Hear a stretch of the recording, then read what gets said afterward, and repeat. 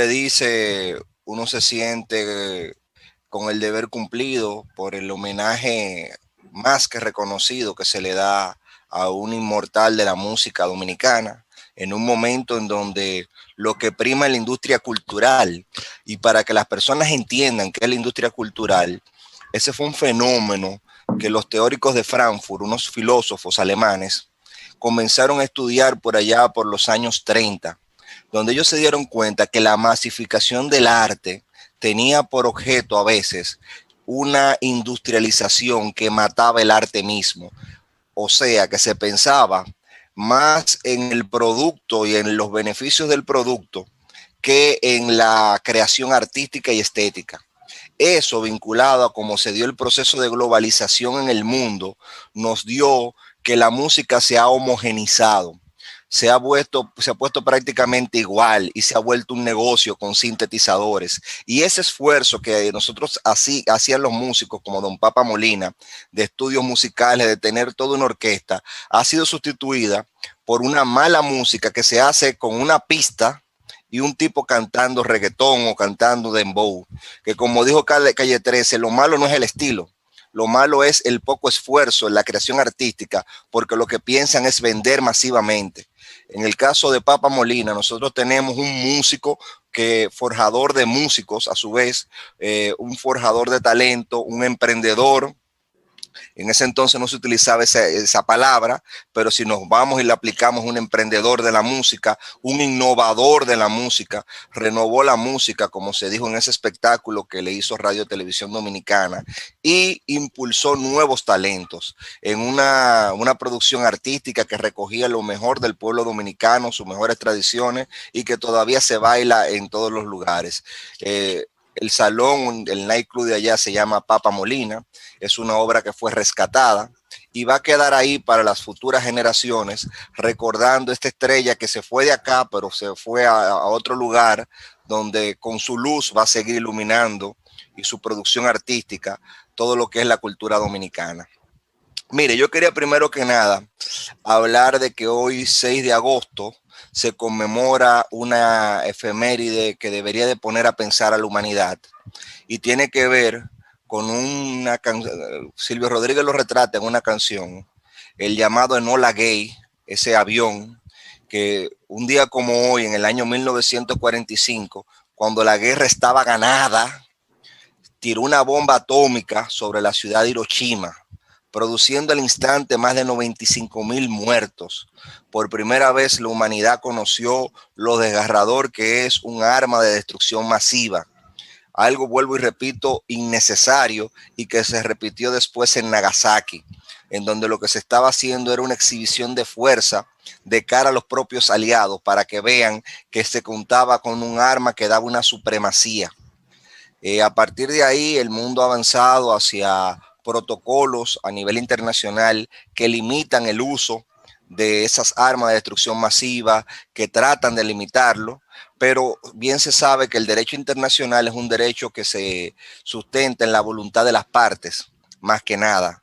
Entonces, cuando usted tiene un derecho que se sustenta en la voluntad de las partes, va a depender siempre de cómo se manifieste esa voluntad y el contexto en que esa voluntad se manifieste. A nosotros como humanidad nos queda recordar eso a propósito de esto que pasó en Beirut, que no fue una bomba atómica, todavía no se sabe bien qué fue. Se dice que fue una explosión de un incendio que coincidió con un depósito de nitrato de amonio, y eso generó esa explosión, pero mucha gente lo comparó por la nube que formó con lo que fue la explosión de Hiroshima y de Nagasaki, y es lamentable porque hoy tenemos la ciudad de Beirut destruida casi a la mitad, tenemos cientos de muertos, miles de heridos y un pueblo completamente conmocionado. Esperemos que se termine de investigar qué fue lo que pasó ahí y que el hermano pueblo de Libia, del Líbano, reciba ese apoyo. Aquí hay muchos descendientes de libaneses, que nosotros le llamamos turcos porque venían con pasaporte turco, pero realmente son descendientes de libaneses y libaneses que vinieron aquí a República Dominicana. Entonces, en ese sentido, nuestra mayor de las solidaridades. Mire, profesor, ayer no llegamos a tocar una noticia internacional que fue la de Álvaro Uribe. Presidente Álvaro Uribe, una persona que nos lo pusieron como el prototipo del buen gobernante, algunos sectores, porque supuestamente había puesto la guerrilla en jaque. En el día de ayer fue sometido o fue condenado a un arresto domiciliario. Se le dio un arresto domiciliario en función de procesos que, dicho sea de paso, empezaron hace años. Uno de los primeros procesos lo empezó la actual alcaldesa de Bogotá, Claudia López. Claudia López venía enfrentando a Uribe desde el año 2007-2008, denunciando cómo había una vinculación entre el narco paramilitarismo y el gobierno de Uribe, y cómo en el caso del gobierno de Uribe se llegó a cooptar el Estado. Ella hacía la diferencia en un libro que publicó la Fundación Arcoíris, que se llama Y refundaron la patria, de que una cosa es que el Estado esté infiltrado por el narcotráfico y otra cosa es que la estructura del Estado esté cooptado por el narcotráfico y responda sistemáticamente al narcotráfico. Y decía que en el caso de Uribe, lo que había pasado es que esa alianza del narco paramilitarismo había tomado, había cooptado esas estructuras del Estado para trazar políticas. El accionar de Uribe contó con factores exógenos que lo hizo intervenir y polemizar en la región. No sé si usted se acuerda que aquí en República Dominicana, en una cumbre internacional, él tuvo un enfrentamiento inclusive verbal con el presidente Chávez, en donde el mediador era el presidente Leonel Fernández. No sé si usted se acuerda, toda esa algarabía que había, y muchos me ponían a Álvaro Uribe como el ejemplo de demócrata. Es tanto así, profesor, que Manuel Santos, que sí representaba a la oligarquía colombiana y había hecho esa oligarquía una alianza ante lo inminente de la guerrilla y los daños que le hacía la guerrilla, cuando llegó al poder comenzó a distanciarse del señor Álvaro Uribe y entendió que lo que convenía era el proceso de paz, porque esa guerra que vivía el hermano pueblo colombiano la había desgastado. Sin embargo, Álvaro Uribe y ese narco paramilitarismo comenzaron a influenciar para destruir ese proceso de paz. Y hoy en día tenemos que parte de la paz que se logró se revirtió porque esos grupos, al no encontrar las garantías que se le habían prometido, parte de esos grupos volvieron otra vez a la insurrección. Y ese Estado a nosotros como pueblo latinoamericano no nos conviene porque queremos el desarrollo del pueblo colombiano y un desarrollo pacífico, sin terrorismo, sin guerrilla, sin violencia. Y eso se logra en democracia y con un criterio claro de lo que es la institucionalidad, no con un criterio dogmático y pervertido como el que tenía el presidente Uribe y por el cual ahora le dan una prisión domiciliaria. Esperemos que se haga justicia. Y mire, yo menciono, me he ido tanto a lo internacional, porque aquí en el patio, mire qué ha pasado. El canciller electo, en el día de ayer, había hablado de que el gobierno de Danilo Medina había descuidado las relaciones con Estados Unidos. Usted se pone a verlo, usted puede pensar, bueno, se abrió relaciones con China, pero resulta que Estados Unidos tiene relaciones comerciales con China. Entonces, usted se pone a verlo y dice, si estábamos tan mal manejados con esas relaciones internacionales con nuestro principal socio, ¿por qué nos apoyaron en el Consejo de Seguridad? Porque República Dominicana se les olvidó a esta gente que hablan de lo mal que se manejó la política exterior. Por primera vez consiguió una posición como miembro no permanente del Consejo de Seguridad. Y para llegar ahí se necesitan alianzas y para llegar ahí se necesita el apoyo de los socios comerciales y se contó con el apoyo de Estados Unidos. Entonces, venir y decir que la posición que ellos tienen ahora a ultranza, antes de llegar, dicho sea de paso, es una posición para rescatar unas relaciones deterioradas, no se corresponde a la verdad por ese hecho evidente.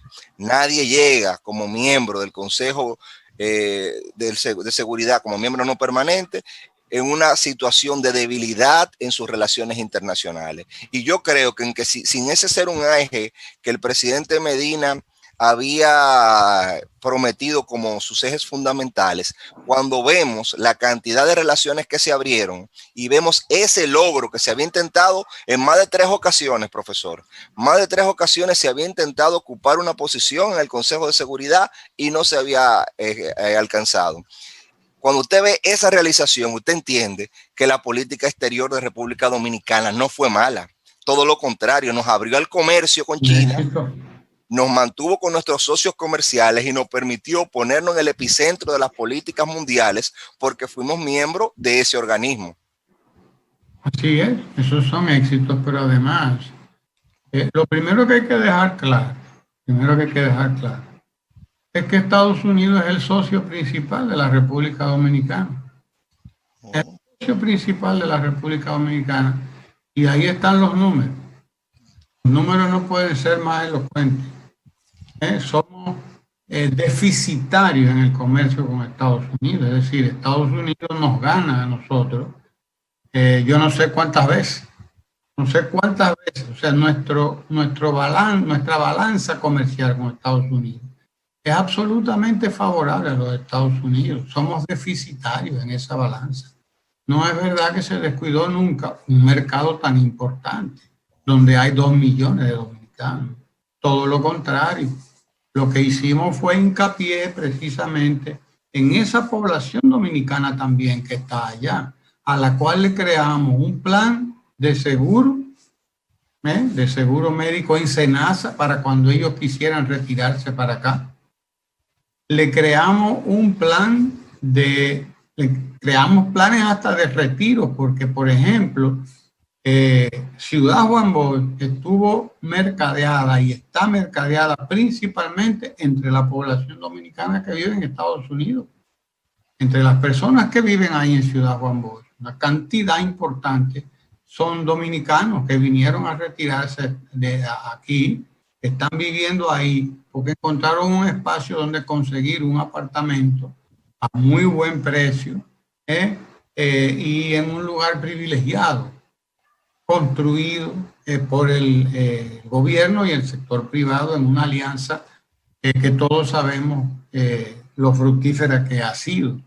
La República Dominicana pues mantuvo una presencia fundamental incluso internacional, no solamente en todos los foros en los que converge con Estados Unidos, con Canadá, etcétera, sino también en una política dirigida a la región nuestra, la región latinoamericana, porque lo que nos critican realmente no es que no hayamos tenido el trato que debíamos, que creen ellos que debimos tener con Estados Unidos. Ellos lo que buscan es hacerse graciosos a la política norteamericana, realmente. No es que ellos están diciendo la verdad ni les importa la verdad. Claro. Realmente. Ellos lo que están es mandando mensajes a Estados Unidos, lo cual está diciendo ya la catadura, la naturaleza de esa gente que se atreve a decir todo ese tipo de cosas. Faltándole la verdad, porque vuelvo y repito, nosotros inclusive como Estado, una posición que particularmente no estuve de acuerdo, yo no soy nadie, como soy un simple ciudadano, pero no estuve de acuerdo, pero como Estado fuimos tan aliados de Estados Unidos que se reconoció hasta el gobierno de Guaidó, cosa que yo en lo particular no compartía, pero por una razón geoestratégica y cultivando esas relaciones se mantuvo. Entonces, eso es una posición que asumió el Estado de preservar la alianza con ese principal socio estratégico que tenemos, y eso es un hecho también que desmiente lo que estas personas dicen. O sea, nosotros en primer lugar se jugó un rol pro derecho internacional y aquí las partes se venían, tanto la oposición de Venezuela como el gobierno de Nicolás Maduro, que dicho sea de paso, el gobierno de Maduro también fue inconsecuente con el trato que se le dio, porque aquí mientras se estaba celebrando esa cumbre y se estaba celebrando esa negociación con la oposición, él fue y criticó al gobierno dominicano y reveló cosas que no tenía que revelar, para después despacharse como se despachó en su momento. Entonces, presentar falsamente que República Dominicana le llevó la contraria y jugó un papel de desestabilización es mentira. Y decir que es que ahora que se van a cultivar es mentira. Se llevó una política inteligente, privilegiando al aliado, pero también privilegiando lo que era los nuevos mercados y privilegiando en lo que es el derecho internacional, porque nosotros tenemos relaciones internacionales con otros hermanos países que nos unen tradiciones y nosotros se supone que somos un Estado soberano. Entonces usted pretender que esas relaciones históricas y culturales no existen, eso es un absurdo. O sea, en el caso de China, era impensable que nosotros siguiéramos con la islita de Formosa y le diéramos la espalda a China. Porque vuelvo y repito, todavía hace 3 días, profesor, el mayor vendedor, alcanzó el récord de mayor vendedor de teléfonos inteligentes, fue Huawei, una empresa china. A pesar de la guerra comercial, el mayor vendedor del mundo de teléfono inteligente fue Huawei. Y República Dominicana era una economía o es una economía que necesita expandirse y nosotros tenemos muchos productos que le interesan a China, incluyendo el tema del turismo, que nosotros teníamos esa visión puesta en China. Ya la pandemia ha trastocado todo, ahora estamos en una nueva realidad, pero esta gente despacharse con eso es una medida populista, es una expresión populista que, vuelvo y repito, no se corresponde con los logros de política exterior que hemos tenido. No, lo que ellos están midiendo es niveles de lacayismo, es niveles de servilismo. ¿Quién sirve más? ¿Quién es más servil? ¿Quién es más lacayo? Nosotros somos más lacayos que ustedes. Bueno, pues con su salsa se lo comen. Ustedes van a ser más lacayos, pues con su salsa se lo coman. Magnífico, estupendo. Nosotros tuvimos una política internacional que, como tú dices, tuvo unos momentos en los que uno no compartió, pero cuando se va a lo global, al total de esa política, uno se da cuenta de que fue una política progresista, de que fue una política defensora de los derechos nuestros como Estado, aunque sea un Estado, un país pequeño, con 42.000 kilómetros cuadrados, no tenemos los cientos y cientos de miles de kilómetros que tienen otros, pero somos un Estado. Y como Estado nosotros hicimos lo que teníamos que hacer. Participamos en la cumbre de Estados latinoamericanos, participamos en el sistema de integración centroamericana, participamos en todos los foros en donde nosotros teníamos que participar, alimentamos la relación con todos nuestros aliados de por aquí, hermanos de nuestras islas, de todo el Caribe, y en cierto modo alimentamos el antillanismo. El antillanismo, claro que sí. Los padres fundadores que han sido antillanos, Hostos, empezando con Duarte a la cabeza también. Luperón, que fueron los fundadores, que fueron antillanistas y que decían que sin la unidad de todos nosotros aquí no era posible el desarrollo soberano, auténtico de nuestros pueblos. Y que propusieron como Hostos y como Bolívar en su momento también, hablaron de la necesidad de la creación de una moneda para nuestros países, para nuestro comercio. Profesor.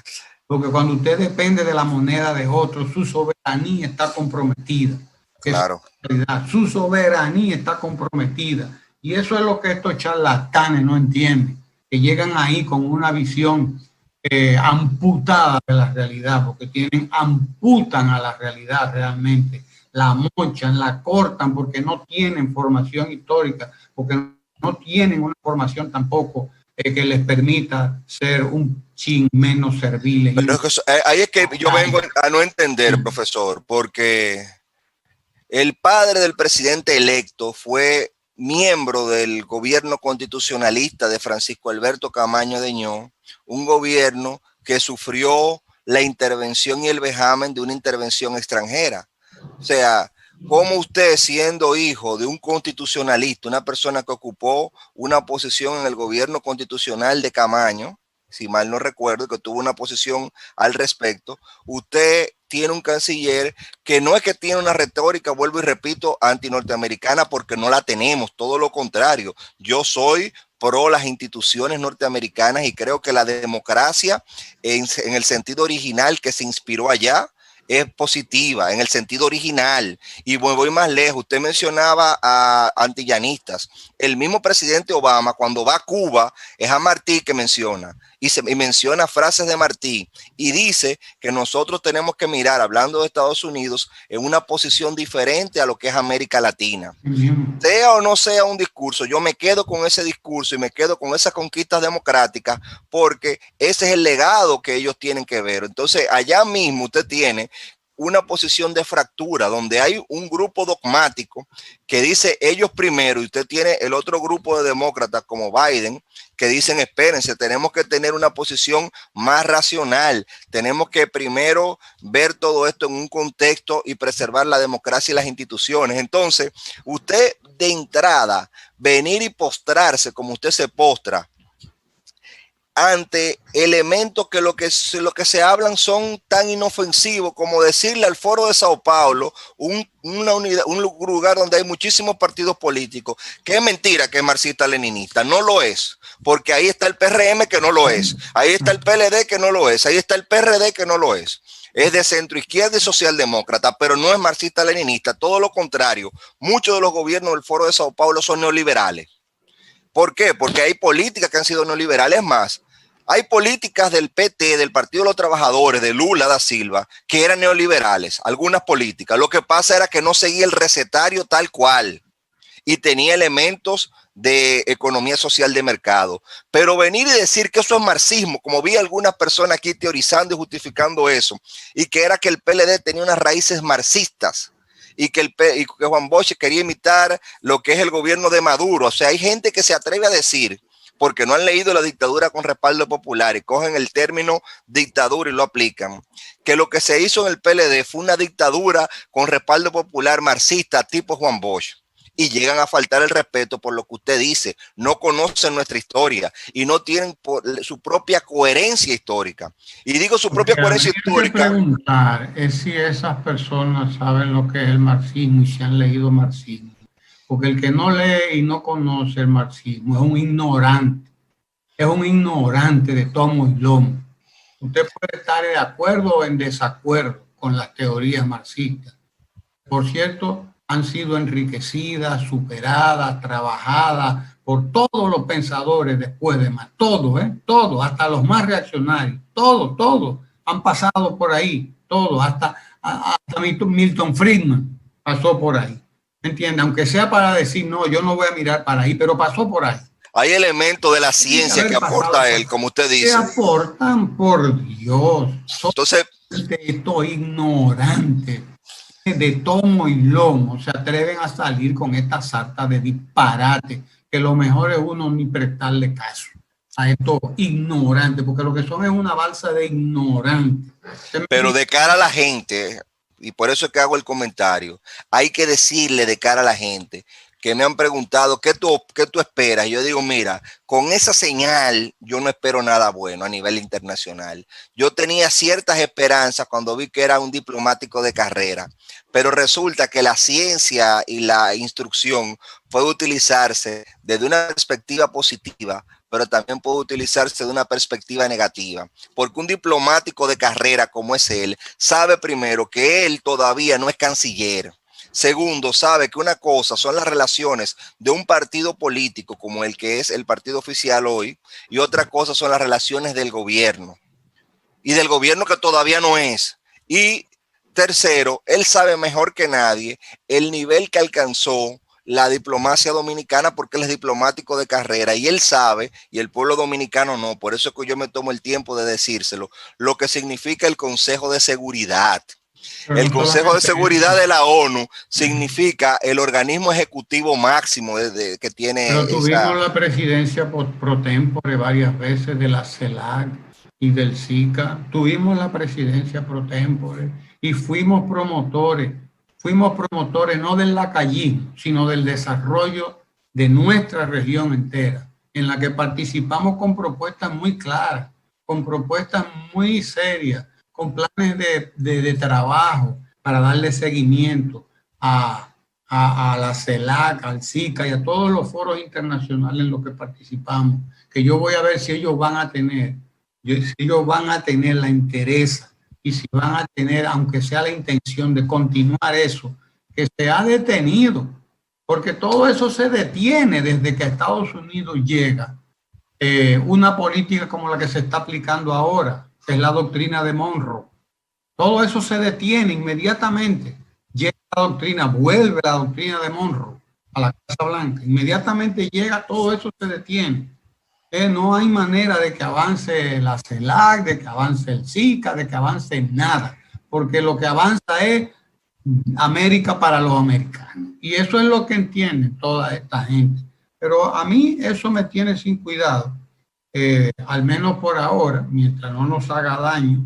Ellos pueden seguir pensando lo que les dé la gana en toda su ignorancia, que es una ignorancia garrafal, supina en términos superlativos, esa ignorancia, y por lo tanto ya usted sabe lo que se puede esperar de la ignorancia. De la ignorancia se puede esperar hasta que se mande tropas a Irak, como lo hizo Hipólito Mejía. Hasta eso se puede esperar de la ignorancia.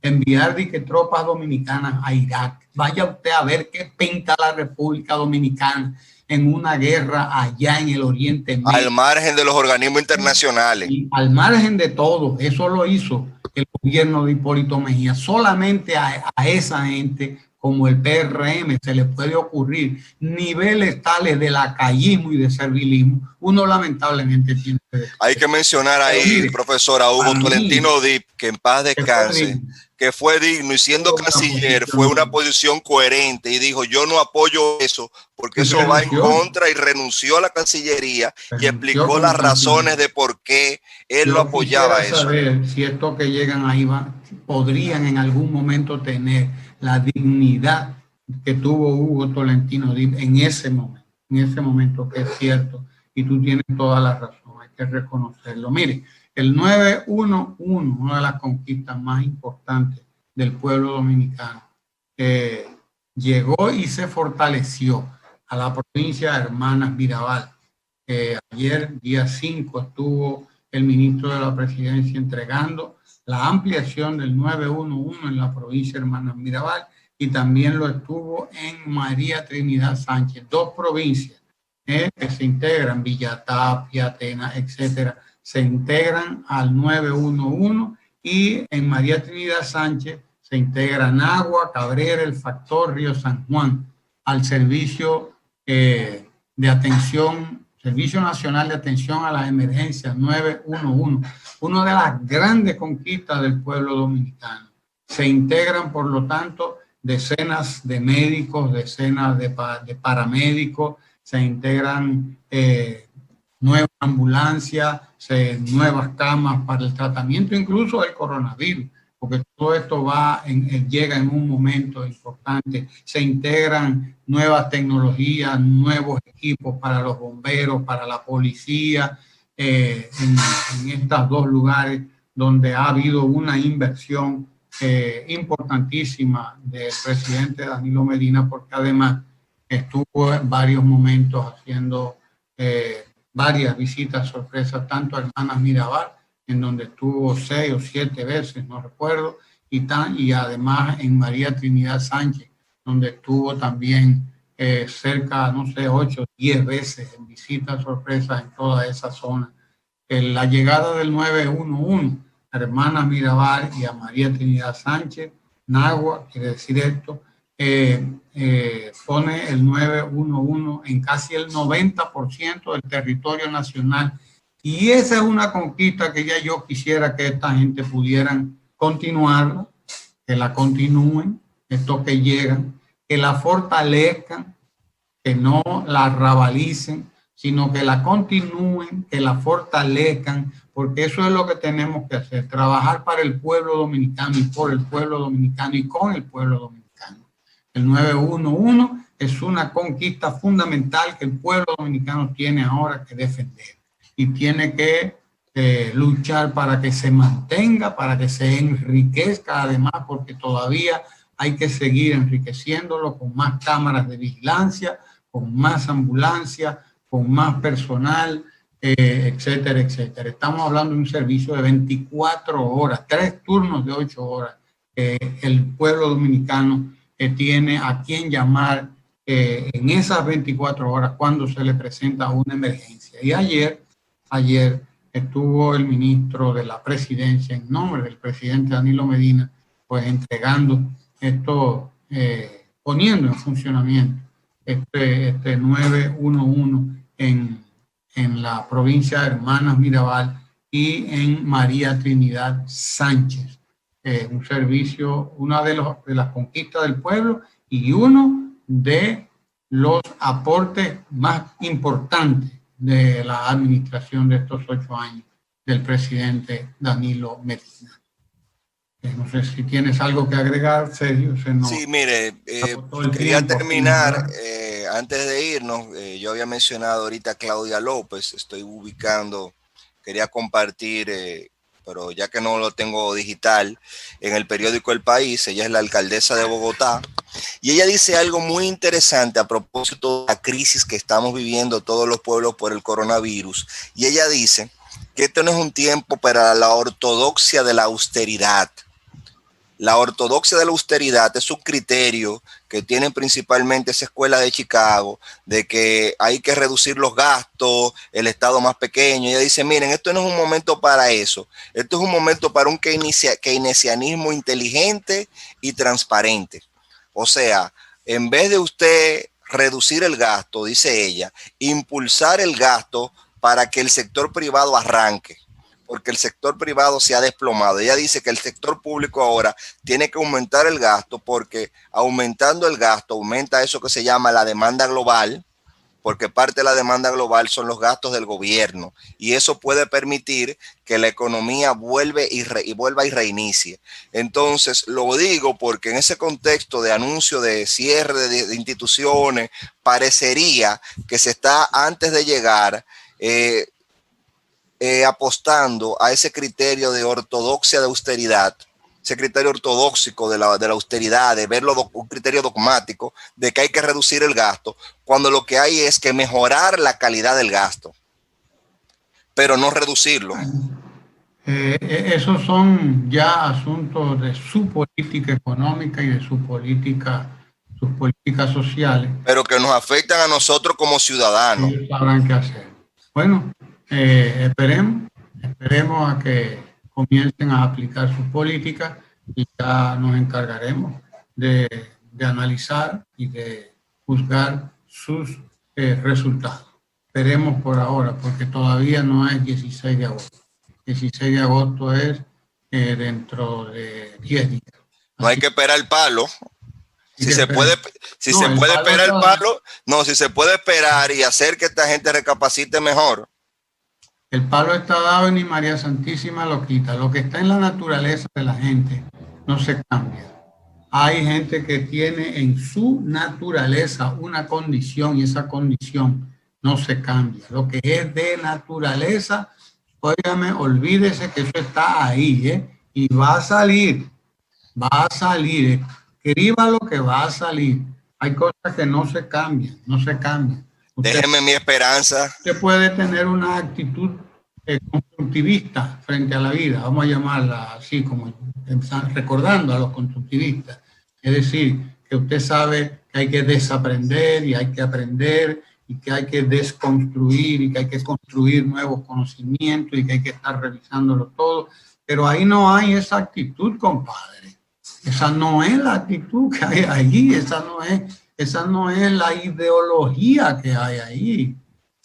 Ahí las cosas que se ven ahí son de naturaleza, ¿me entiendes? Le pasa como al escorpión cuando el sapo estaba ayudándolo a cruzar, que al final terminó clavándole la cola, y le dijo, pero ven acá, si te acabo de pasar el río, y dice, sí, es que eso está en mi naturaleza, ¿qué voy a hacer? ¿Me entiendes? Sí, o sea, hay cosas que son de naturaleza y usted no...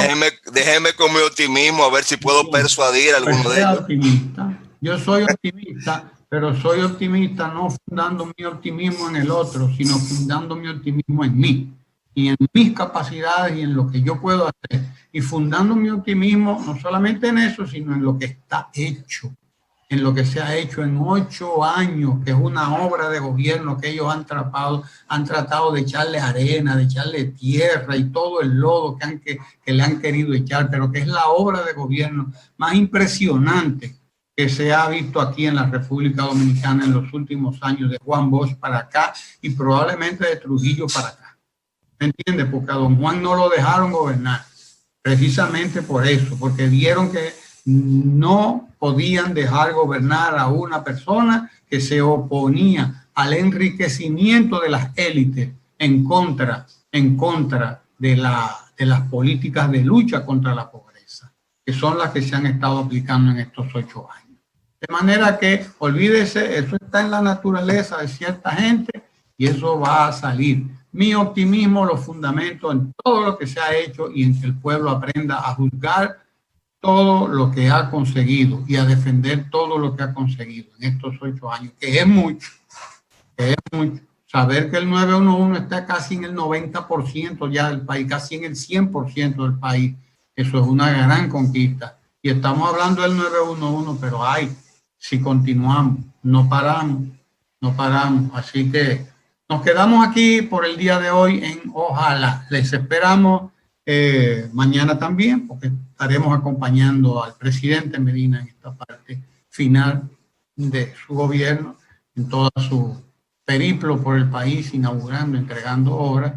Y desde luego, pues, quédese ahí con la mejor programación de la televisión dominicana. Canal 4 RD. No se mueva de ahí.